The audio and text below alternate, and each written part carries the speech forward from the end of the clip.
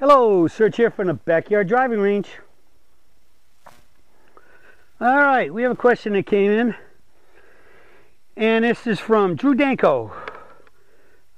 And Drew says, I've been practicing your swing theory for several years now with good results. However, no matter what adjustments I make, I still hit several fat shots each round.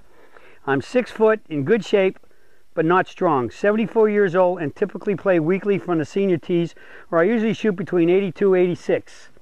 I'm using senior clubs that were custom made. When I practice in my backyard, I always use alignment rods and focus on all my lines to ensure they are parallel, so I don't think alignment is a problem. Yeah, you can have lined up all you want in your backyard, but it's going to change when you get to the golf course. Just like anybody who's had a golf school with me or a playing lesson, a private lesson, I've always told them, whatever you are on the range, I write somebody down, I check their alignment out on a lesson or at a golf school, I write down 20, 30, 40 yards right or whatever. Whatever they are here, they're going to be worse on the golf course. Remember, the range is wide open. Now when you get on a golf course and you got trees lining down the fairway on this side or that side, or you got trees on this side, water on that side, out of bounds or whatever, that changes the whole spectrum. And I promise you, if you catch yourself out there, whatever you are on the range, you're going to be worse on the golf course. It's pretty much always, that's almost like 100% given. All right, now he goes on. From a technical mechanical standpoint, I'm curious about why the pros seldom hit fat shots. What is it they are doing that I'm not? I study your swing, and what really confuses me is that you do not hit fat, even though you tilt backwards towards your rear leg when you bump. That's when I bump, the lower body goes, the spine angle tilts backwards. Dr. Armstrong calls that the secondary spine angle tilt. Why it doesn't change? Because I'm keeping my knees quite level, which is maintaining my spine angle. My attempt to bump seems to contribute to the dreaded fat shot. It is not a consistent problem, but occurs with enough frequency to ruin a round. Thank you for any insights you may share. Drew Danko, Danbridge, Tennessee. Okay, Drew. Somewhere along the line, you have to be losing some degree of levelness, whether it's from the knees or just plain spine angle or your weight is swaying or shifting, and a few other points. I actually wrote down 7 issues, so I'm going to go through them fairly quickly. First one I wrote was swaying. Many cases, when people turn just a little bit too much, the turn pulls their body off the ball, and now they got to come back to the ball. And again, if you turn too much, and especially if you lift your right leg up, your right foot and kick your right leg in again, the right leg straightens. So when the right leg straightens, everything goes up a little bit. But then once you start to, even if you're trying to bump, and if you turn too much, it's going to be more of a turn coming back. You turn back to this case, this leg is now what? Was in. It's now coming back, being pulled that way. That pulls this knee in, and what's going to happen? At some point, that straight knee is going to have a point where it can basically, literally, collapse inward a little bit. Boom. And especially if you got ahead of the ball and the club is coming down, you got to throw it at the ball. There's your chunk there. So it could be from too much turn, getting deep in the sacred barrel ground, or in some cases, many golfers just do what? They just stand here, they're preloaded heavy left to begin with rather than preloaded heavy right, and they get in, they lift the club up and they get in front of it, and then they move more to front, and again, when they go this way, that leg straightens up and comes down.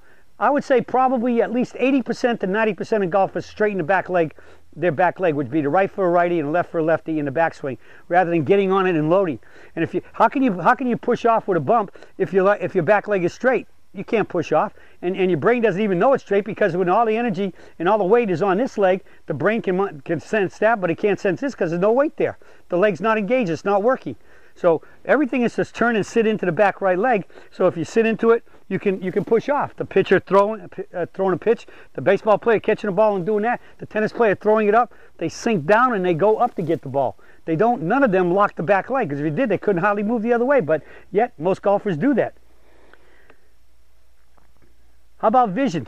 I still see, as much as I talk about nose at the ball, and at one time I used to say nose on the ball, so I saw people, when we had a ball, I saw golfers were starting to see that when they try to get in the preload heavy right, and then they went like that to get the nose on it. So I say at it. I don't care. Even if I'm way back here, all I got to do is turn my nose to get it at the ball. And how do you know your nose is at the ball? Just look at it, close your eyes, and open it up, and the ball should be right in the center of your vision.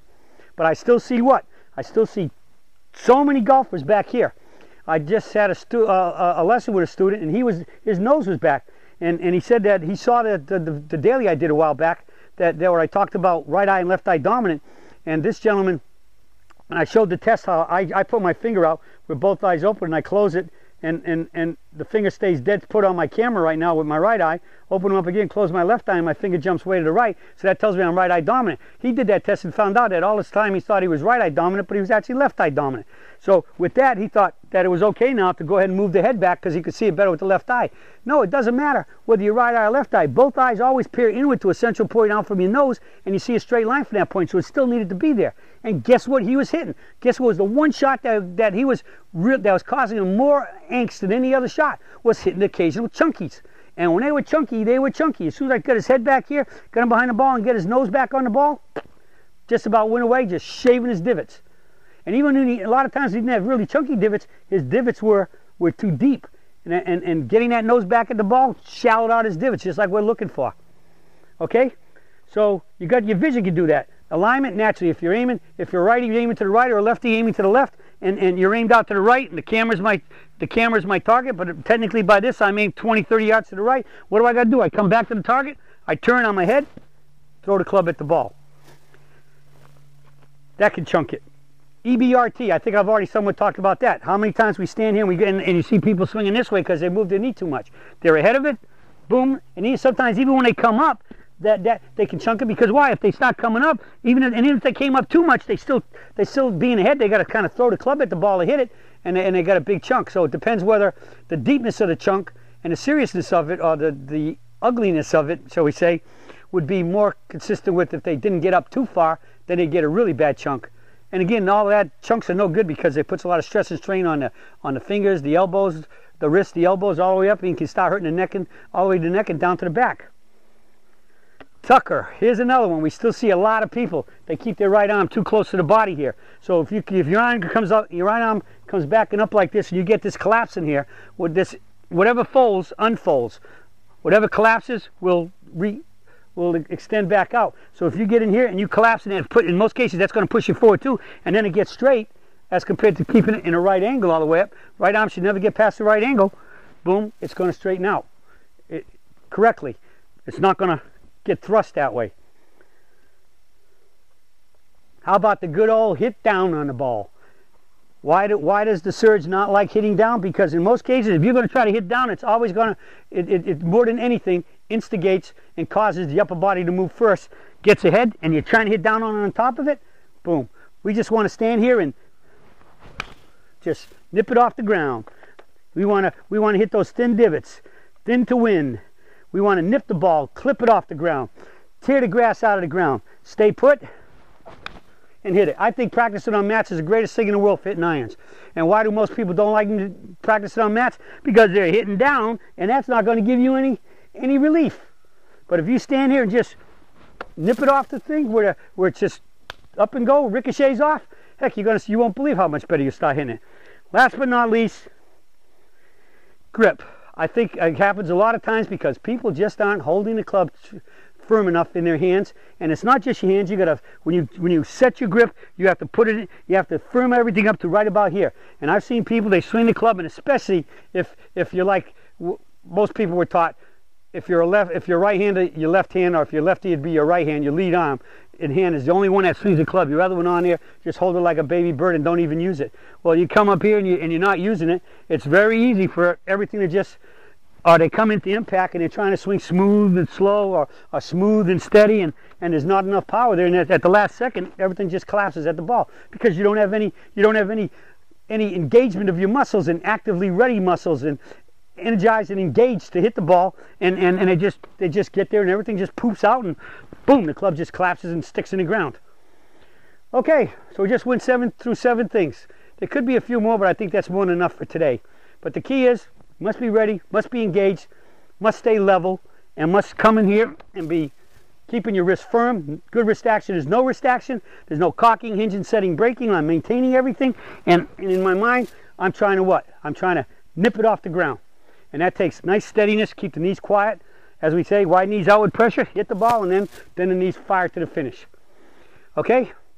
Hopefully all this helps. We covered a lot, so you might need to listen to this numerous times and go over them and possibly think about if one of those is your problem, or very likely in many cases, It could be many of them is your problem, because that's why we can bop in and out of things and have different problems happen.